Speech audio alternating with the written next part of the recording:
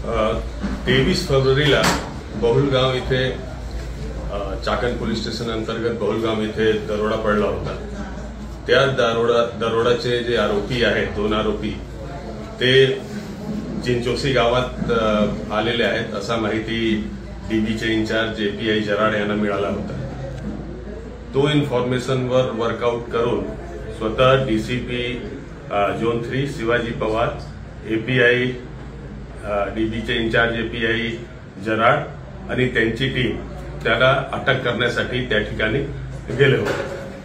त्यांनी तिथे फॉर्मेशन करून त्याला अटक करण्याचा नियोजन केला आणि एक मंदिरच्या परिसरात ते होते।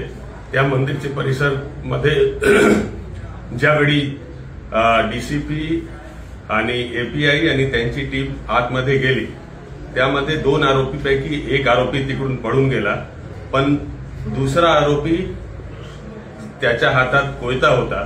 त्यांनी ते कोयत्याने प्रथम डीसीपी वर हल्ला केला। डीसीपीने ती हल्ला चुकवला, तरी पण त्यांना थोडी इंजुरी झाली।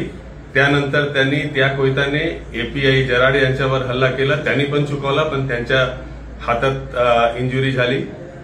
याच्यानंतर डीसीपी शिवाजी पवार यांनी सेल्फ डिफेन्स मध्ये, तसेच जी त्यांची टीम होती त्यांच्या डिफेन्स मध्ये आणि तसेच हे जे हॅबिच्युअल गुन्हेगार आहे ज्यांच्यावर 9 गुन्हा दाखल आहे त्याला अटक करण्यासाठी आणि तसेच सेल्फ डिफेन्स मध्ये त्यांनी त्याच्या पायावर यांच्याकडे जे सर्व्हिस रिव्हॉल्वर होता त्याच्याशी फायर केला आणि ते फायर केल्यानंतर त्यांना आटोक्यात आणला आणि इमिडिएटली त्याला मेडिकल याच्यासाठी हेल्पसाठी चाकण इथे आणि नंतर पिंपरी चिंचवडला हॉस्पिटलला लगेच हलविण्यात आला।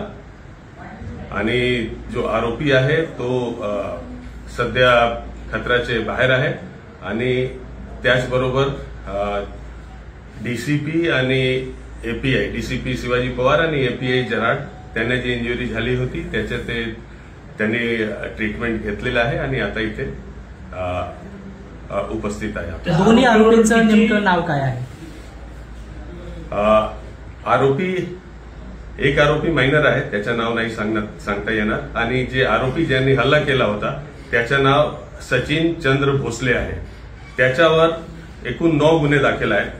2 गंभीर दुखापतसह दरोडाचे गुन्हे आहेत, त्याचबरोबर 2 दरोडाचे तयारीचे गुन्हे आहेत, 1 गंभीर दुखापतचे गुन्हा आहे, घरफोडीचे 2 गुन्हे आहेत, चोरीचे गुन्हे आहेत आणि एक आणखी गंभीर दुखापतचा गुन्हा आहे। असा एकूण 9 गुन्हा त्याच्यावर दाखल आहे आणि ते चाकण पोलीस स्टेशनमध्ये 4 महिन्यापूर्वी 10व्या महिन्यात शेड पिंपळगाव येथे पण एक दरोडा झाला होता, ते व्हायलेंट डेकॉइटी होती, त्याच्यामध्ये पण हा आपला वॉन्टेड आरोपी आहे।